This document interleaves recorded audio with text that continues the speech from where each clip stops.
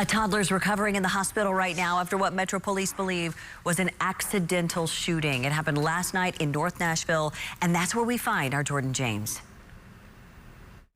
Officers here with Metro Police are investigating the circumstance surrounding a toddler being shot in an incident raising concerns across the community.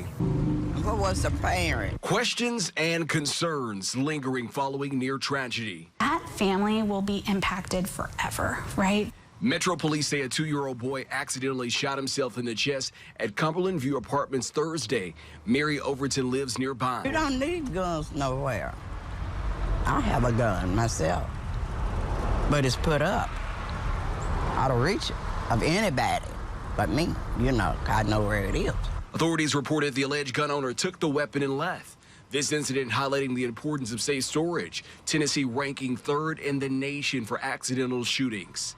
Everyone thinks that they're storing their firearms securely, but under a bed is not secure storage. The top drawer of a dresser is not secure storage. Kids know where the firearms are stored in their home. They're curious. They know where their Christmas presents are.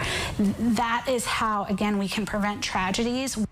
A conversation that will continue in wake of this latest incident. And a parent should never leave their guns. That's all I gotta say. Y'all need to wake up.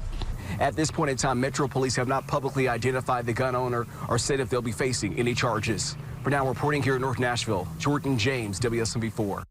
Now, according to data, nearly 350 children every year accidentally shoot themselves or someone else in the U.S. It's about 1 child per day. About 75% of accidental shootings happen at home because guns are kept unlocked. Research shows locking and unloading your guns lowers the risk of an accidental shooting by up to 85%. There are free 15-inch cable gun locks available. Those fit most shotguns, rifles, and pistols. You can pick them up at Tennessee Highway Patrol headquarters or any driver services center. And Metro Police also have them at their headquarters and precincts. They're also available at Vanderbilt Medical Center.